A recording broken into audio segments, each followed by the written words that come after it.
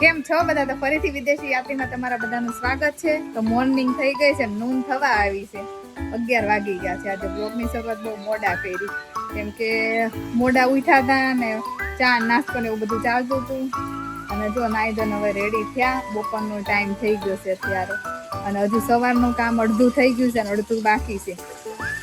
એવું બધું ચાલી રહ્યું છે. જો અહીંયા ભાભી ચોકડીમાં બિચારા હવાના બેઠા છે 5 વાગ્યામાં. ચોથી વાર કપડાં ધોવા બેઠા.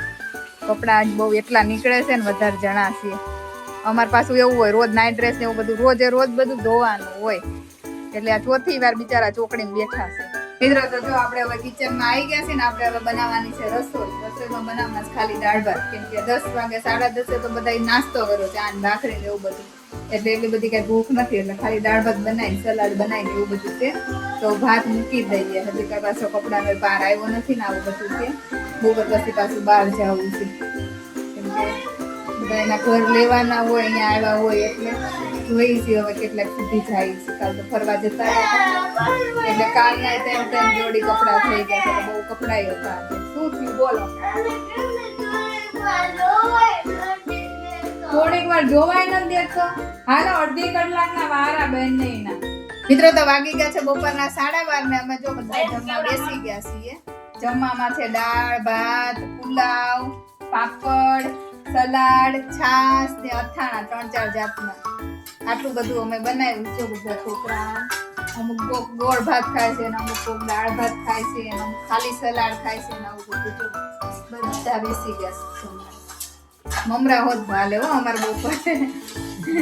તો જો આટલું બધું બનાવ્યું છે. કાંઈ એટલી બહુ ઈચ્છા નથી, એટલે શાક રોટલી નથી બનાવ્યા. તો દાળ ભાત ને સલાડ ને બધું ચાલે, છાશ એવું બધું. તો ચાલો તમે બધાય જમવા. દાળ ભાત કોને કોને ભાવે છે કોમેન્ટ કરી દેજો પાછા. મિત્રો તો હવે વાગી ગયા છે 4, અને જો અમે ચા પાણી પી લીધા. અહીંયા રુદ્રભાઈ ચા નાસ્તો ને એવું બધું કરે છે, અને અમે બધા ચા પી લીધું છે ને તૈયાર થઈ ગયા છે. અમારે જવાનું છે બહાર. મારે જે મારા મામા રહી છે ને ત્યાં ચા પાણી બધું પીવા. અને આ સાઈડ જો અંશુ અને સેલું બંને જો એને ડ્રોઈંગનું કંઈક બનાવવાનું છે ને તો બનાવે છે. કાઈટનું કંઈક બનાવે છે. ક્યાં બે ગયા સારું બળસ બે મામા. ચાલો મિત્રો તો જો અમે હવે નીકળી ગયા છીએ. જૈન એક્ટિવા લઈને આવવાના છે. મોટી ગાડી કે ફેરવવી નથી, અને મોટા ભાઈ જો આ મોટી ગાડી લઈ છે એમાં હું બેસી જાઉં છું. રિટર્નમાં પછી આપણે એક્ટિવા બેસી જાઉં આવવા જેવું. ચાલો તઈ બધા ગાડીમાં ગોઠવાઈ ગયા છે. હું યસુ બંને જો પાછળ શાંતિથી બેઠા છીએ, અને મેઘલ ભાભી મારા ભાઈ બંને જો આગળ બેઠા છે.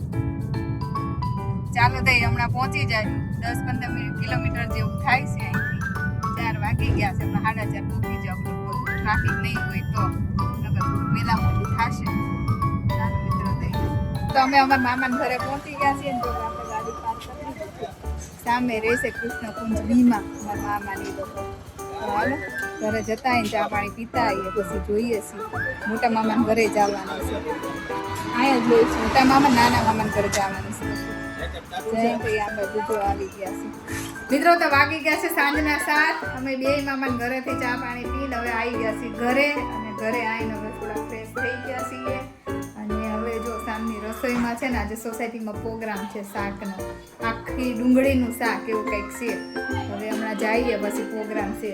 તો પ્રોગ્રામમાં એવું છે કે હવન ઘરેથી જો રોટલા ભાખરી જે ખાવું હોય લઈને જવાનું, શાક આખી સોસાયટીનું ભેગું. તો જો અમારા સોસાયટીના માસી બનાવે છે રોટલા. તો જો અમારા રોટલા ભાખરી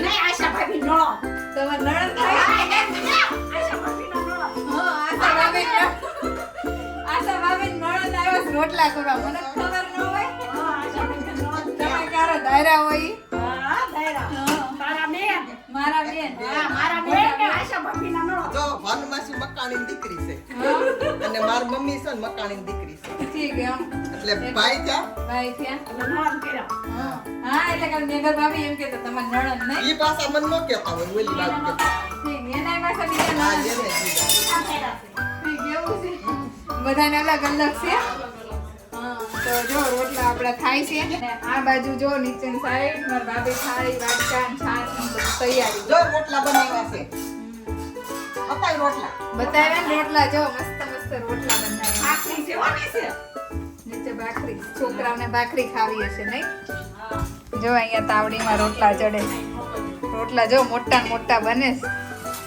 માસી છોકરાને સગાઈ છે એમે બોલ જાણો મારા બેનના ભાણિયાની સગાઈ છે હા બધું હોય વસંત પંચમીની હગાઈ છે તો જેન કોઈને આવું હોય ને આવી જજો દેશમાં છે ટીપરિયા નથી ટીપરિયા ત્યાં છે કોણ રાખી છોકરી ત્યાં રહે છે તો શું કરો તો બીપરી આવી જાજો ગાઈસ જે વિડિયો જોતા હોય ને એ આવી જાજો લોકો વિડિયો જોવે માળિયા પીપરિયા પણ લોકો વિડિયો જોવે તે સગાઈ પૂરી થઈ ગઈ છે કઈ તારીખ છે 23 હજી માં પૂરી થાય ને હા 23 તારીખ છે મિત્રો આવી જાજો તમે બધાય સગાઈમાં જેને આવવું હોય ઈ પીપરિયા ગામમાં છે પીપરિયા ગામ કોણે કોણે જોયું છે ઈ પણ કોમેન્ટ કરી દેજો તો મિત્રો અમે જો સુખાનંદમાં છે ને આપણે શાકનો પ્રોગ્રામ રાખ્યો છે અમારી સોસાયટીમાં તો આખી ડુંગળીનું શાક ને હા આખી ડુંગળીનું શાકનો પ્રોગ્રામ છે તો આપણે પૂછીએ કે રેસીપી કેવી રીતે બનાવી તો આપણે ચિરાગભાઈને પૂછીએ 4 કિલો કાંદા છે 500 ગ્રામ સિંગ છે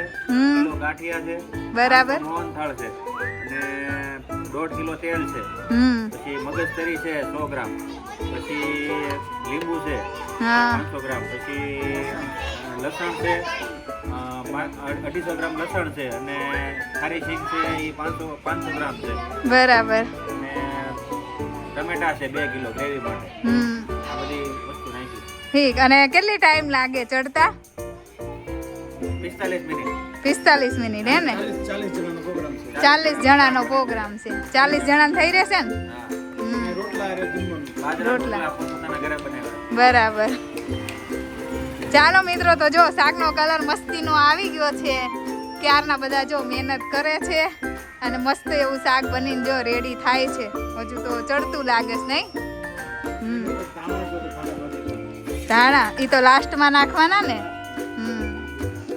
તો ચાલો મિત્રો હવે શાક ચડી જાય ને એટલે પાછો તમને બતાવું હજી થોડીક એવી વાર છે મિત્રો તો આપણું શાક બનીને જો રેડી થઈ ગયું છે ને બધાને જો જમવા બેસાડી દીધા છે આપણે હું તમને બતાવું કે અમે જો શેરીમાં કેવી રીતે બધાને આયોજન કર્યું છે બધાનું જમવાનું જો રોટલા ને ભાખરી ને એવું બધાને ઘરેથી લાવવાનું થાળી વાટકો ને એવું ખાલી શાક જ બધાનું જો અહીંયા ભેગું બની રેડી થઈ ગયું છે તો જો અહીંયા આપણું શાક બનેલું રેડી છે અને અહીંયા બધાને જો આપણે જમવા બેસાડી દીધા છે શેરીમાં બધા જો શાંતિથી બેઠા છે જમવા રાતના 7:30 વાગી ગયા છે જો બધા ફેમિલી સાથે બેઠા છે આ બાજુ જો એક બાજુ પીરસવાનું કામ ચાલુ છે એક બાજુ જમવાનું કામ ચાલુ છે નાના મોટા બધા જો જમવા કેવા બેઠી ગયા છે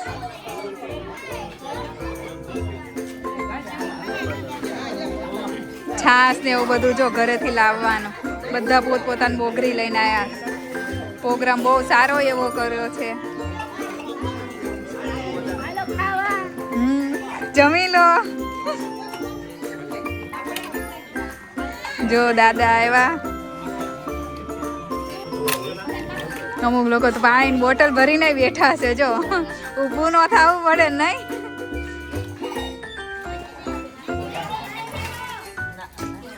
જો અહીંયા બા બેસા ખાવા જો આ બાજુ બીજા લોકો જો જમવા બેસી ગયા છે આ છે ને સતીશભાઈ અમે બધા આરે નાના મોટા છે જૂના પાડોશી હતા અમે અમદાવાદના નહીં એમના છોકરા ને બધા જો એમના વાઈફ ને બધા બેસી ગયા છે જમવા જો સામે સાઈડ માર ભાઈ જયંત ને બીજા સોસાયટીના લોકો બધા જો જોડે જોડે વચ્ચે બેસી ગયા છે જમવા માટે અને આ સાઈડ જો આશા ભાભી સેલુ આશા ભાભી બેન નણંદ અને મારા બેન